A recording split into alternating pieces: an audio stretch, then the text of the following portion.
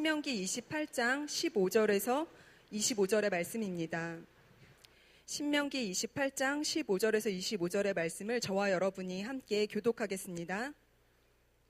그러나 만약 내가 내 하나님 여호와께 순종하지 않고 내가 오늘 내게 주는 그분의 모든 명령과 규례를 삼가 따르지 않으면 이 모든 저주들이 내게 닥쳐 너를 덮칠 것이다. 너는 성 안에 있어도 저주를 받고 들판에 있어도 저주를 받을 것이다. 내 바구니와 내 반죽 그릇이 저주를 받을 것이다. 내 몸에서 나는 것이 저주를 받고 내 땅의 수확물과 내 소들 가운데의 송아지와 내 양들 가운데의 어린 양들이 저주를 받을 것이다. 너는 들어가도 저주를 받고 나가도 저주를 받을 것이다. 내가 그분을 버린 그 악으로 인해 여호와께서 내가 손에 대는 모든 일에 저주와 괴로움과 질책을 보내 내가 멸망하고 갑작스런 파멸에 이르게 하실 것이다. 여호와께서 내게 전염병을 보내 내가 들어가 차지하게 되는 그 땅에서 너의 모든 것을 다 멸망하게 하실 것이다. 여호와께서 너를 몸이 피폐해지는 질병으로 열병과 염증과 무더위와 가뭄과 식물을 시들게 하고 썩게 하는 병으로 내가 멸망할 때까지 치실 것이며 그것들을 내가 패망할 때까지 너를 쫓을 것이다. 내 머리 위에 하늘은 청동이 되고 내 아래에 있는 땅은 철이 될 것이다. 여호와께서 내 나라에 비 대신 모래흙과 먼지를 보내실 것이다. 그것은 하늘에서 내려와 너를 멸망시킬 것이다. 함께 읽겠습니다. 여호와께서 내가 내 원수들 앞에서 패배하게 하시리니 너는 그들에게 대적하기 위해 한 길로 왔다가 7길로 도망칠 것이고 너는 세상의 모든 나라들에게 미움의 대상이 될 것이다. 네, 잘 들리시죠? 네, 맨 뒤에 있는 분도 잘 들리시죠? 며칠 전에 새벽에 제가 교회를 갈 일이 있었어요. 그래서 갔다가 일찍 끝나서 이제 아침 일찍 다시 집으로 돌아가는 길이었습니다. 프랜차이즈 햄버거 가게에 들려서 평소 아내가 굉장히 좋아하는 해시브라운을 사들고 가겠다라는 그런 마음을 먹고서 드라이브 스루에 이렇게 딱 진입을 했어요. 그래서 가장 먼저 보이는 제일 위에 그림을 봤더니 빅 브렉퍼스트 세트라고 이렇게 써져 있는 거예요. 그래서 봤더니 그 해시브라운이 들어있는 거예요. 그래서 제가 어떻게 했겠습니까? 이거 1번 하나 세트 주시고 아이스 커피 달라고 이렇게 하고 주문하고 그것을 들고서 집에 왔습니다. 어떻게 됐을까요? 집에 와보니까 정작 있어야 할 해시브라운, 나는 그것 때문에 이 세트를 구입했는데 그 해시브라운이 없는 거예요. 다른 햄버거 이상한 거 하고 있고 그 다음에 팬케이크 좀 있고 그 해시브라운만 없는 거예요. 그래서 굳이 제가 거기 이렇게 돌아서 거기까지 갔는데 헛수고하고 만꼴이 됐습니다. 그래서 마음이 참 어려웠는데 품격 있는 아메리칸 블랙퍼스트를 같이 아내와 같이 먹어야겠다, 오랜만에 그런 생각을 했었는데 갑자기 물거품이 된다는 생각에 어떻게 했겠습니까? 다시 제가 갔어요. 다시 가서 해시브라운을 주문을 하고 아이스커피 큰 거를 다시 하나 주문을 했습니다. 그래서 이제 계산을 하려고 가서 계산대 앞에서 사실은 제가 이 1시간 전에 이렇게 와가지고 이렇게 샀습니다. 근데 집에 가 보니까 정작 내가 가장 먹고 싶은 해시브라운이 없더라. 어떻게 된 일이냐. 그래서 제가 이걸 다시 사러 왔다 라고 그렇게 얘기를 했더니 어떻게 했을까요? 이 직원이 아주 죄송하다고 말을 하면서 해시브라운을 무려 2개나 공짜로 주는 것 아니겠습니까? 아이스 커피까지 제가 주문을 했는데 라지 그것까지 무료로 공짜로 드린다고 이렇게 하는 거예요. 그래서 그냥 이거 가져가시라고. 그래서 굉장히 기쁜 마음을 갖고 다시 돌아와서 아침을 맛있게 먹었다는 그러한 이야기입니다. 제가 이런 얘기를 왜 할까요? 여러분, 전화위복이라는 말이 있죠. 전화위복 다 아시죠? 우리 주변에는 정말 시시각각 수많은 그런 상황들이 있어요. 그 수많은 상황들이 시시각각 굉장히 변합니다. 내가 이렇게 생각했었는데 정말 조금만 달리 생각해 보니까 또 그런 상황이 아닌 거예요. 그래서 우리 상황들, 우리의 인생의 많은 그러한 상황들을 보면 어떤 상황이든 그것이 결코 그렇게 오래 가지 않는다는 거예요. 제가 굉장히 기분이 나쁘고 마음이 어렵고 굉장히 화가 나는 그런 아침이었지만 아주 환하게 웃을 수 있는 그 아침 식사를 먹을 수 있었던 것처럼 우리의 인생은 그렇게 쉽게 계속해서 변화한다는 것입니다. 여러분, 중요한 것은 무엇입니까? 그것을 어떻게 바라보느냐? 내가 처한 이 상황, 내가 처한 이 현실을 내가 어떠한 관점으로 바라보고 해석을 하느냐? 그것이 굉장히 중요하다라는 사실입니다. 그 관점에 따라서 인생은 변화무쌍한 인생이 된다는 것이죠. 여러분, 오늘 말씀은 저주에 대한 이야기예요. 저주.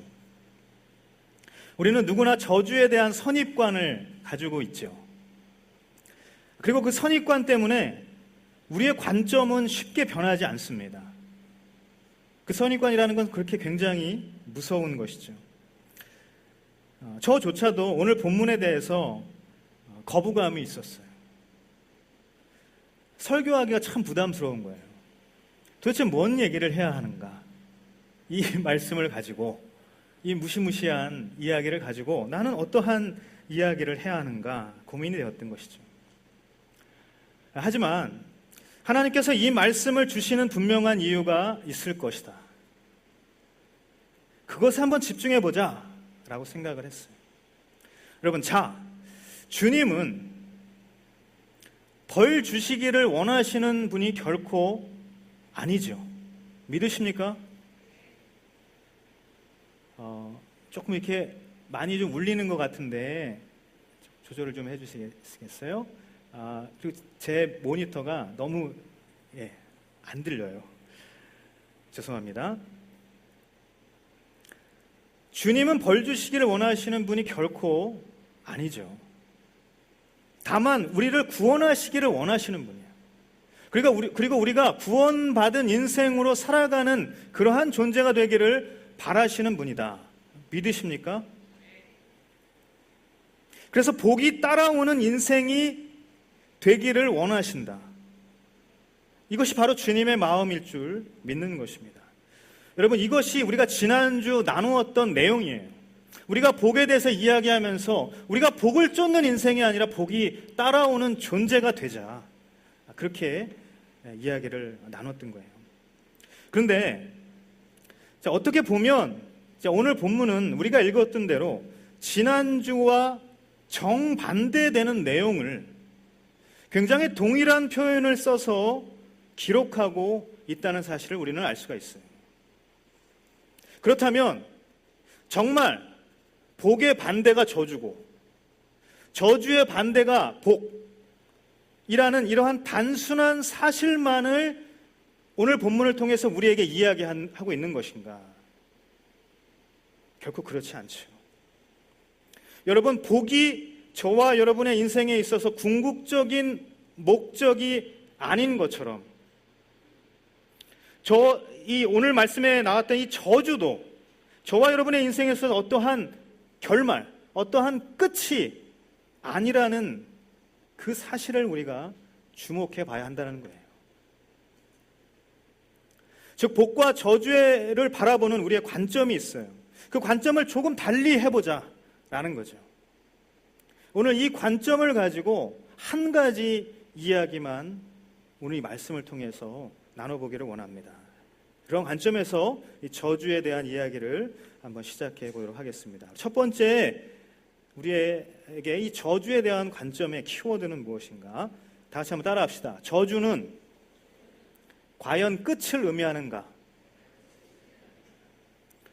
저주는 과연 끝인가? 내가 저주받은 인생이면 나는 끝난 인생인가? 우리가 지난주 복에 대한 말씀을 나누었어요. 복이 찾아오는 존재, 복이 따라오는 존재, 그러한 인생이 되는 것, 이것이 바로 성경적인 축복관, 성경에서 이야기하는 축복관, 그것의 핵심이 바로 이러한 내용이다. 우리가 그렇게 나누었죠. 그래서 복에 대해서 성경은 어떠한 고급한 수준을 이야기하고 있는 거예요. 시공간적으로 지금 당장, 지금 바로 여기 그것을 뛰어넘는, 그것을 넘어서는 어떠한 수준을 이야기하고 있는 것이 바로 성경에서 말하는 축복관이다 라는 이야기입니다. 가령 이러한 예를 들어볼 수 있어요. 아이들이 있어요. 여러분, 우리가 다 아이들, 또 학창 시절의 시절을 다 보냈어요. 아이들이 공부를 할 때 그것이 복인 줄을 절대 모르죠. 공부할 때 여러분, 이 공부가 나에게 복이야 라고 생각하는 사람이 과연 있을까요? 거의 없어요. 하지만 그런데 그 시간이 지나면 어떻습니까? 복이 되어서 찾아옵니다. 시간이 지나면 그제서야 복이라는 것을 알게 된다는 것이에요. 그래서 여러분, 복과 저주는 단순히 지금 여기에 라는 그러한 조건 아래에서 이러면 복이고 저러면 저주라는 그러한 개념을 의미하는 것이 아니라는 사실입니다. 이해가 되세요? 순종하면 당장 복받고 불순종하면 당장 저주받고 끝나고 그런 것이 아니라는 말입니다. 그런 의미에서 오늘 하나님께서 말씀하시는 이 저주의 약속들, 이 말씀들의 핵심은 무엇인가? 이러한 의미에서 우리가 이것을 잘 들여다볼 때 이 핵심은 뭐예요? 잘못하지 말아라 라는 거예요. 자, 이 말의 의미를 잘 이해합니다. 잘못하지 말아라. 그 말은 너희들이 불순종하고 말씀을 따르지 않으면 나는 너희를 버린다 라는 의미가 아니라는 사실이죠. 너희들 불순종해, 나는 너희를 버릴 거야 라는 그러한 의미가 아니다라는 사실입니다. 너희는 버림받고 그걸로 너희 인생은 끝이 난다는 말이 아니라는 거예요. 그러면 무슨 뜻인가? 오히려 그것이 끝이 아니라 궁극적인 순종으로 하나님께서 우리를 인도하시는 그러한 하나님의 음성이라는 사실을 우리가 오늘 말씀을 통해서 배워야 한다라는 사실입니다. 오늘 말씀을 우리가 읽었어요. 굉장히 무시무시해요. 듣기조차 싫은 그러한 저주의 약속을 왜 우리에게 퍼부으시는가? 순종해. 안 그러면 너 끝이야. 하나님께서 이 말씀을 하시는 게 아니라 불순종해서 돌이켜라. 복이 따라오는 존재로 돌이켜라. 그러한 인생이 되지 않겠니? 라고 말하는 의미라는 사실이에요. 우리의 삶은 단정적인 삶이 아니라 과정적 삶을 살아가는 존재라는 사실입니다. 다 같이 한번 따라합시다. 우리는 단정적 삶이 아니라 과정적 삶을 사는 존재이다. 여러분, 이 시대는 누군가의 삶에 대해서 단정 짓기를 굉장히 좋아하죠. 제가 한 청년과 상담을 한 적이 있어요. 한 청년이 와서 이러한 이야기를 했어요. 누군지 알려고 하지는 마세요. 입사를 하게 됐어요. 입사를 하면서 다면적 인성검사, MMPI라는 그러한 인성검사가 있어요. 이걸 아시는 분들은 다 아실 거예요. 입사를 하면서 이 검사를 했어요. 근데 이 검사를 해서 결과가 굉장히 좀 안 좋게 나온 거예요. 근데 이 지체는 굉장히 솔직하게 모든 항목에 대해서 다 답을 한 것입니다. 사실 이 MMPI라는 것은 저도 나중에 알게 되었지만 그 검사하는 사람의 당시의 어떤 스트레스나 당시의 어떤 상황, 육체적인 어떠한 상태, 이 모든 것이 다 영향을 미친다고 해요. 그래서 이 지체는 단순하게 굉장히 솔직하게 그것들을 다 적었을 뿐이에요. 근데 결과가 굉장히 분노가 많고 굉장히 성격적인 장애를 가지고 있고 굉장히 어떠한 인성의 문제가 있고 관계에 어려움이 있고 이러한 사람으로 결과가 나온 거예요. 어떻게 됐을까? 그렇게 단정되어서 이 사람은 성격, 인성에 문제가 있고 그렇게 낙인이 된 거예요. 그래서 그것이 계속 꼬리표처럼 따라다니게 됐다는 거예요. 그래서 회사 내에서도 알게 모르게 불이익을 받게 되는 그러한 상황들에 대해서 굉장히 어려움을 이야기한 적이 있습니다. 마치 정신과의 진료를 가서 정신과를 다닌다라고 그런 얘기를 들으면 우리가 어떤 생각을 해요? 아, 사람 정신병자인가? 이런 생각. 어떤 심리 상담을 막 가게 되면 그것이 굉장히 감추고 싶죠. 내가 막 상담하면은 내가 뭔가 문제가 있고 내가 현실이 부적응자고 내가 성격 파탄자인 것 같고 그러한 단정들이 그러한 낙인들이 우리 사회에 너무 팽배하다라는 사실이에요.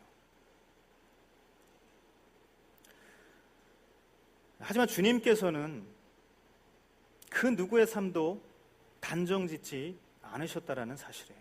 그래서 주님은 결코 포기하지도 않으시는 줄 믿습니다. 우리가 어떠한 존재라고 하더라도 우리가 어떠한 상태에 어떠한 마음에 처해 있는 그러한 존재라 하더라도 너는 그러한 사람이야. 너를 단정짓지 않으시고 하나님께서는 결코 포기하지 않으시고 우리를 사랑해 주신다라는 사실입니다. 이스라엘을 향한 그 하나님의 사랑을 말씀하시면서 호세아 11장 8절에 뭐라고 하셨는가? 에브라임아, 내가 어떻게 너를 포기하겠느냐? 이스라엘아, 내가 어떻게 너를 넘기겠느냐? 라고 그렇게 말씀하셨어요. 요한복음 13장 1절에도 예수님께서 세상에 있는 사람들을 사랑하시되 어떻게 하신다? 끝까지 사랑하셨다. 끝까지 사랑하셨다. 그렇게 성경은 이야기하고 있는 것입니다. 여러분, 우리는 이러한 관점으로 저주의 약속을 바라봐야 하는 줄 믿습니다. 이러한 관점으로 오늘 말씀을 관통해서 바라볼 수 있어야 한다는 거예요. 저주의 약속 속에서도 포기하지 않는 사랑, 저주의 약속, 저주의 말씀을 계속해서 이야기하시면서도 포기하지 않는 그러한 사랑을 우리는 그 가운데에서 볼 수 있어야 한다는 사실입니다. 그런데 하나님의 입장은 그러하신데 나의 태도는 과연 어떤가? 그럼에도 불구하고 우리 삶을 살아가다 보면 이 저주의 약속들, 오늘 우리가 다 읽지는 않았지만 이 저주의 말씀들 가운데서 우리는 자유롭지 못한 삶을 살고 있다. 한마디로 우리는 불순종을 순종보다 훨씬 많이 하면서 그렇게 살아가고 있다. 순종의 모습보다 불순종의 유혹에 넘어질 때가 훨씬 많다라는 사실이에요. 자, 두 번째, 이 저주에 대한 이야기를 하면서 나눌 키워드는 무엇인가? 다시 한번 따라합시다. 불순종의 유혹이 너무 많다. 우리 15절 말씀 같이 한번 읽어보도록 하겠습니다. 15절입니다. 시작.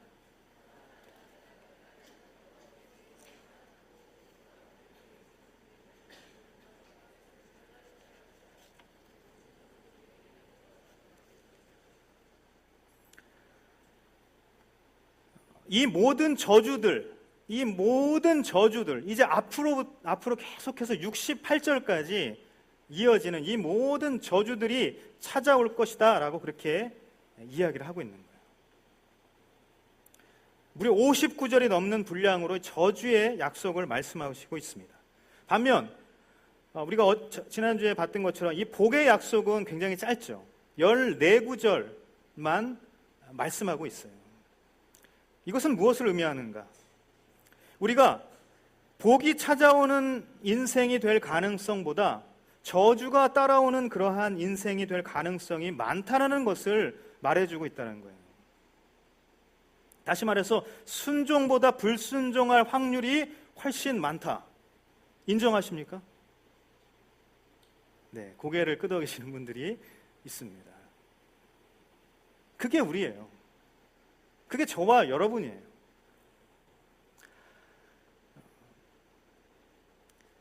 계속해서 반복해서 강도 높게 그렇게 말씀을 하시고 있는 이유가 바로 우리가 순종보다 불순종할 확률이 많기 때문이다라는 사실이에요. 그래서 끝까지 포기하지 않으신다라고 말씀하셨는데 그 끝까지 포기하지 않는 주님만을 믿고 내가 반복적으로 불순종의 유혹에 계속해서 넘어진다고 한다면 과연 주님이 우리의 삶을 어떻게 생각하실까? 기쁘시게 여기실까? 물론 그렇지 않다라는 것 우리가 너무나도 잘 알고 있죠. 그 정답을 우리는 잘 알고 있어요. 하지만 그래서 어쩌란 말인가? 당장 오늘 하루에 내 삶이 이렇게 힘겨운데 내가 주님을 기쁘시게 하는 그러한 삶을 살기가 너무 어려운데 나보러 어쩌란 말인가? 내가 그거 알겠는데 지금 살기 너무 힘든데 어쩌란 말인가? 그리스도인으로 살아가는 무게가 너무 무거운 거예요. 현실의 유혹이 너무나도 강렬한 거예요. 그게 우리의 실존이라는 것입니다. 그래서 날마다 절망할 때가 우리가 얼마나 많습니까? 얼마나 치열하게 우리가 내적 전쟁을 치르며 살아가고 있습니까? 그래서 어쩌면 굉장히 당연한 진리의 말씀, 그 말씀을 잘 알겠는데 그 진리의 말씀이 순간순간 송곳처럼 저와 여러분의 그 마음과 그 생각을 찔러올 때가 참 많다라는 사실이에요.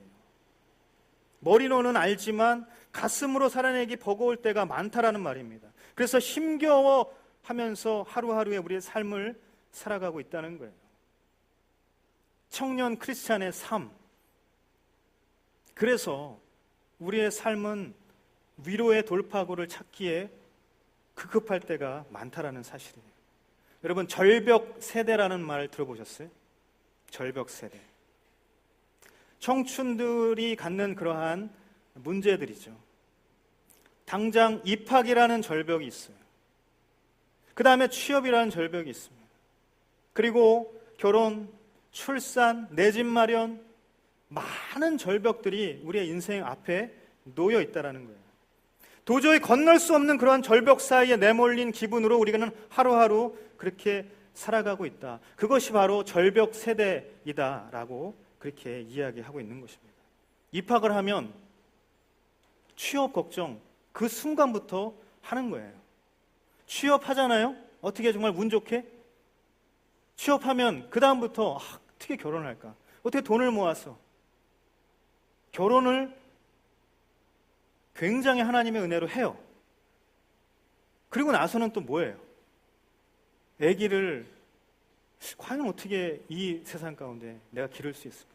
그 절벽, 내 집 마련, 꿈도 못 꾸면서 살아가고 있죠. 계속해서 그 절벽과 절벽을 계속해서 건너고 있는 삶이다. 그런데 더 심각한 것은 그 계속해서 그 절벽이 있는데 그것이 굉장히 벌어지기만 하는 그 거리감이 너무나도 우리 가운데 높아지고 깊어진다라는 것이에요.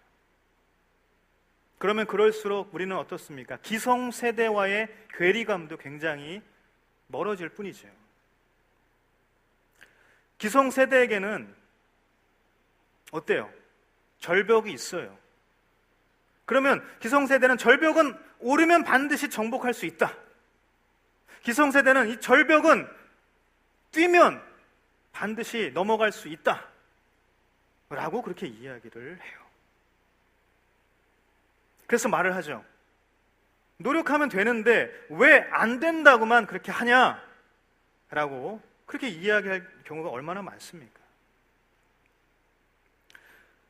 하지만 요즘 세상 노력만으로 안 되는 게 너무나도 많은 것이 현실이라는 사실이에요.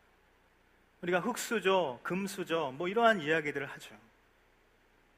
구조적으로, 상황적으로 여러 가지 현실적인 문제로 아무리 노력을 해도 노력이라는 게 노오력이라고도 하대요. 노오력. 뭐 5가지 노력을 해도 안 되는 게 안 된다는 거예요. 그러한 세대를 우리가 살아가고 있다는 현실입니다.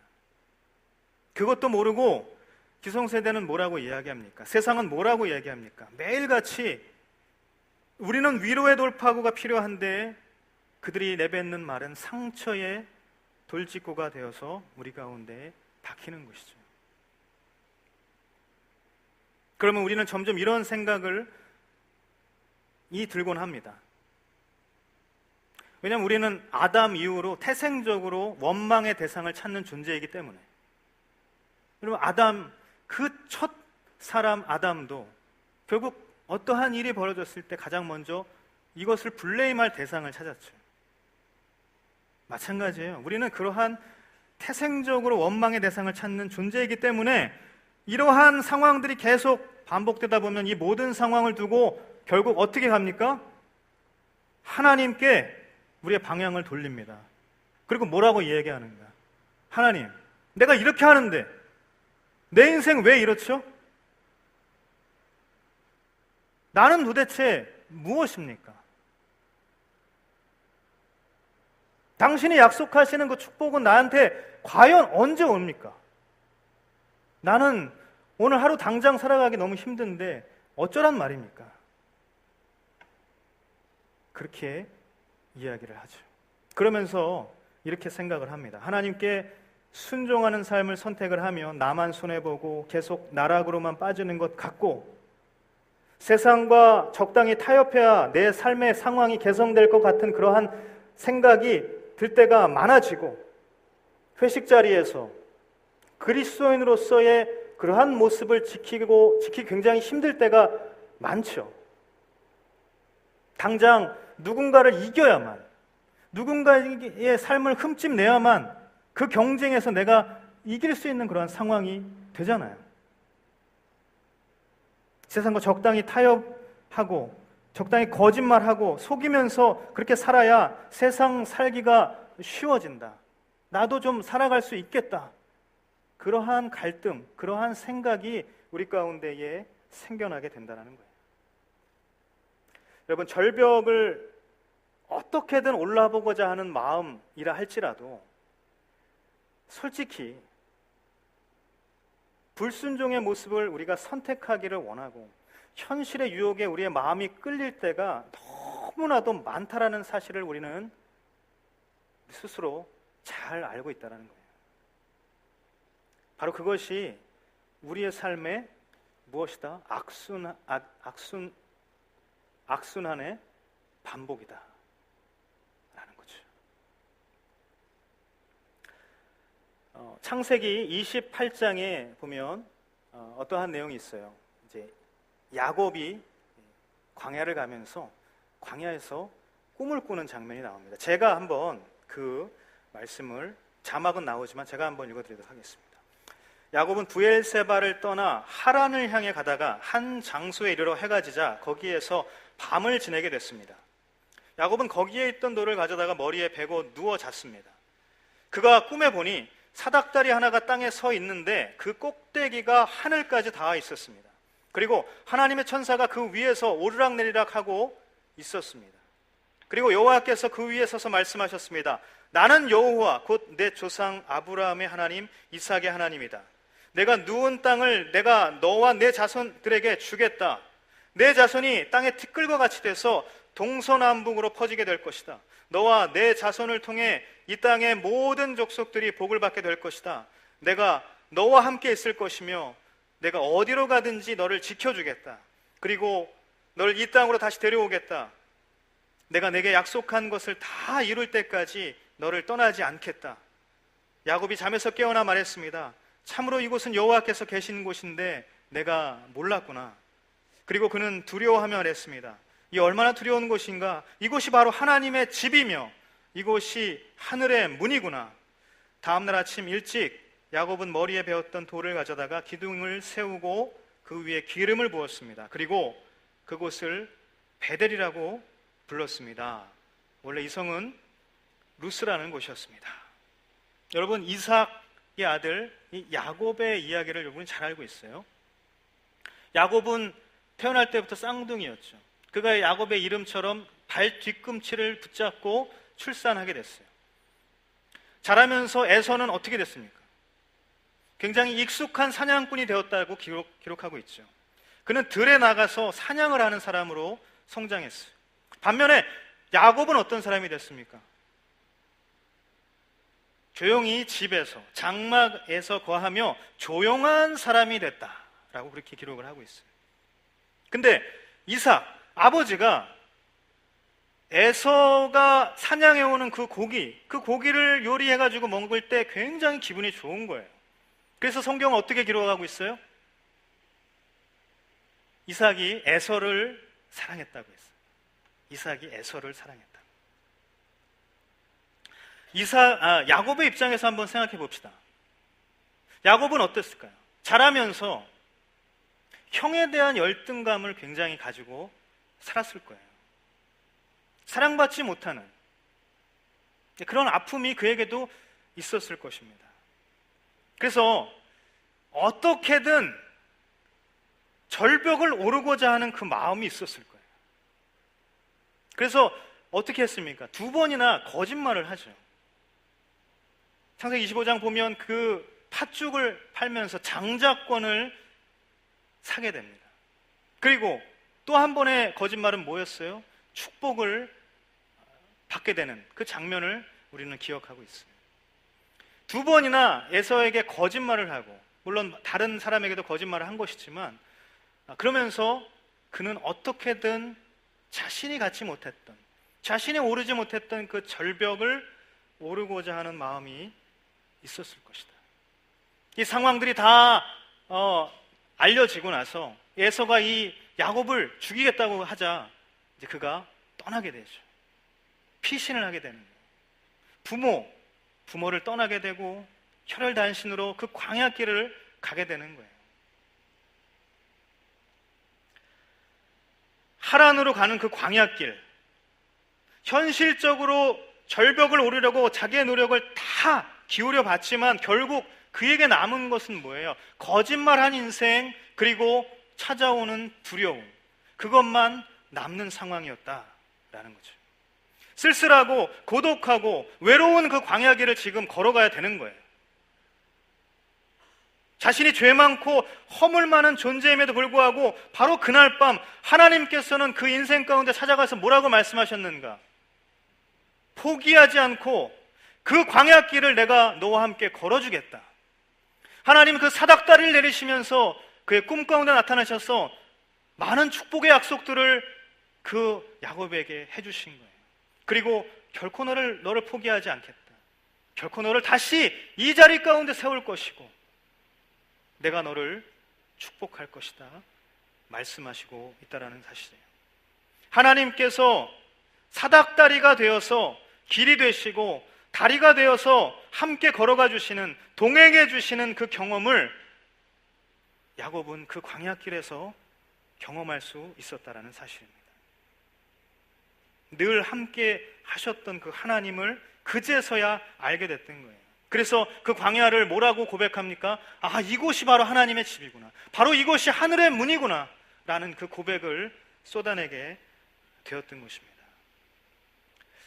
여러분, 지금 우리가 힘들고 거친 세대를 살아가고 있지만 저와 여러분에게 이 약속이 있는 줄 믿는 것입니다. 내가 너와 함께 있을 것이고 내가 어디로 가든 너를 지켜주겠다. 그리고 너를 이 땅으로 다시 데리고 오겠다. 내가 내게 약속한 것을 다 이룰 때까지 너를 떠나지 않겠다. 이 창세기 28장 15절의 말씀이 우리 가운데 있는 한 우리에게는 가능성이 있다는 사실을 믿으시기를 예수님의 이름으로 축복합니다. 여러분, 세상은 왜 건너오지 못하냐고, 왜 오르지 못하냐고 비난합니다. 그래서 나고자에게 가차없이 냉담하게 이야기를 합니다. 너의 인생은 끝이라고. 사단 마귀도 마찬가지로 우리를 공격합니다. 나의 불순종한 모습에 그 모습을 보면 다그치면서 이야기합니다. 너의 인생은 끝이야. 너는 저주받은 인생이 될 뿐이야. 그러니 그냥 유혹의 달콤함을 즐기며 살아가라 라고 그렇게 우리에게 한다는 사실이에요.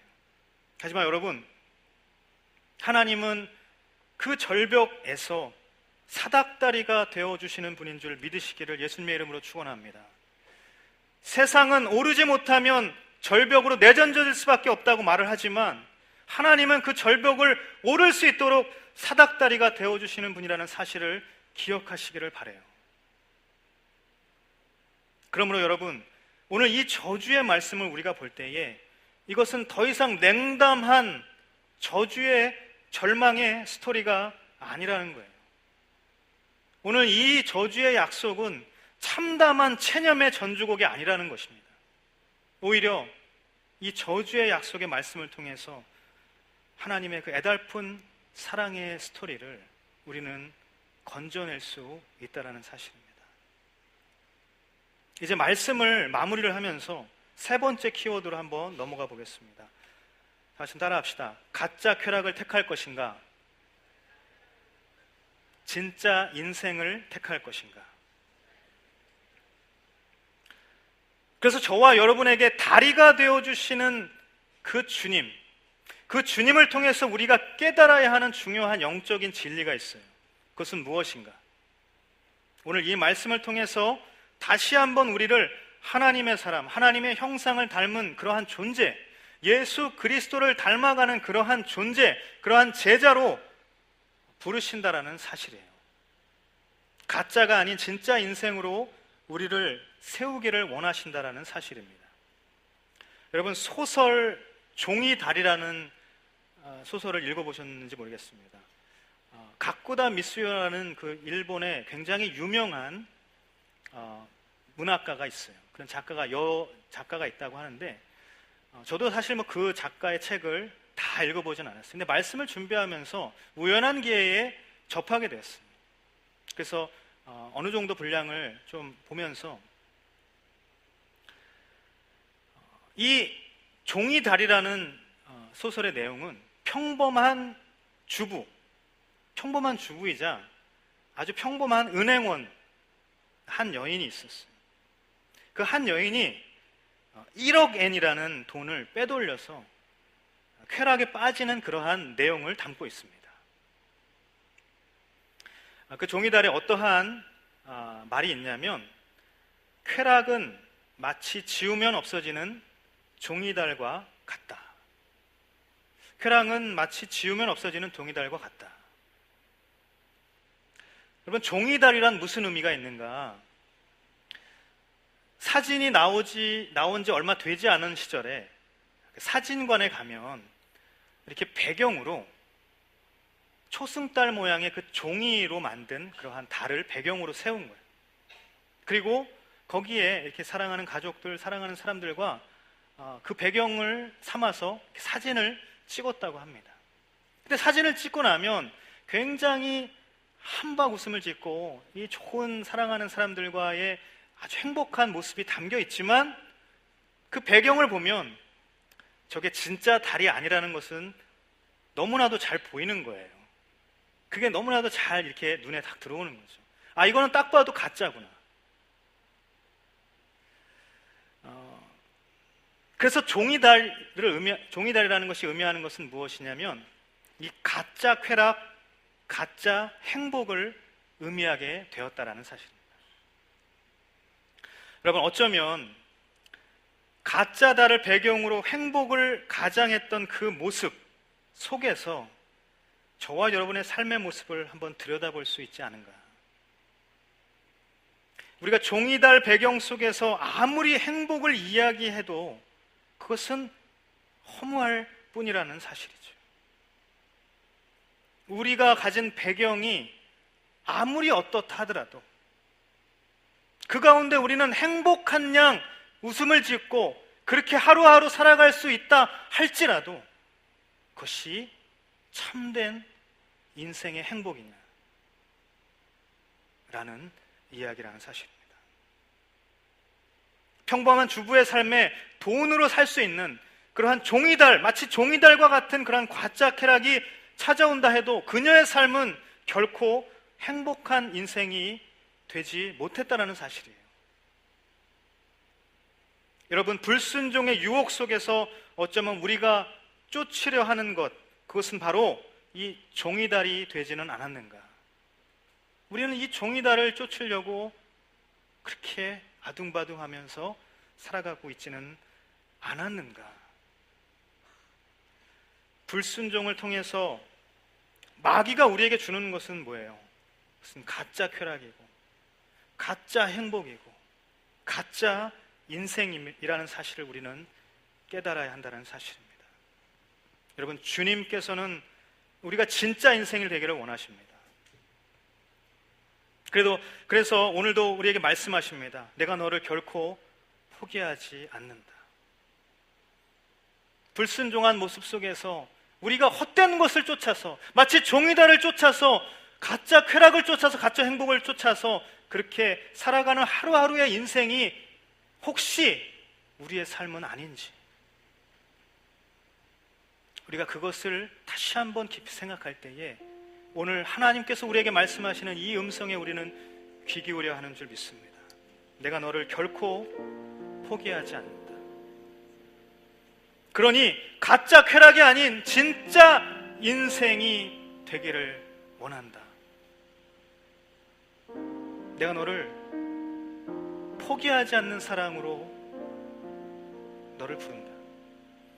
네 인생, 세상은 끝났다고 이야기할 수 있고, 세상은 너는 저주받은 인생이라고 낙인 찍는다 할지라도 나는 결코 너를 단정짓지 않고, 나는 결코 너를 포기하지 않는다 말씀하시고 있다는 사실이에요. 오늘 우리가 읽었던 신명기 28장 이 15절부터 68절까지 무시무시한 저주의 말씀이 기록되어 있지만, 우리의 눈에 보이는 그 말씀 하나하나가 그렇게 느껴진다 할지라도 우리가 그 속에 있는 하나님의 그 깊은 사랑을 오늘 다시 한번 깨닫게 되기를 간절히 원합니다. 내가 너를 결코 버리지 않는다. 너는 저주받은 인생이라고, 너는 끝난 인생이라고 그렇게 나는 여기지 않는다. 내가 너에게 이 말을 주는 것은 너로 하여금 네가 돌이키게 원한다. 그래서 내가 결코 너를 포기하지 않는다라는 이 마음을 깨닫고 나에게 돌아와 달라. 저주의 약속을 그토록 길게 말씀하셔도 그 가운데에 애달픈 그 하나님의 손짓을 우리는 캐치할 수 있게 되기를 간절히 바랍니다. 저주받은 인생이라는 낙인이 아니라 포기하지 않을 테니 돌아오라는 그 하나님의 음성을 오늘 이 말씀을 통해서 우리가 다시 한번 캐치할 수 있게 되기를 간절히 바랍니다. 내가 너를 버리지 않고 내가 너를 끝까지 사랑할 것이다 말씀하시는 그 음성에 귀 기울이게 되기를 간절히 바랍니다. 그 포기하지 않으시는 하나님의 사랑을 붙잡고 한 주간 우리가 우리의 모든 삶의 자리 가운데 살아갈 때에 그 하나님의 놀라운 사랑으로 우리의 모든 삶에서 승리할 수 있고 기뻐할 수 있고 하나님과 함께 동행할 수 있는 그러한 한 주의 삶이 되기를 간절히 바랍니다.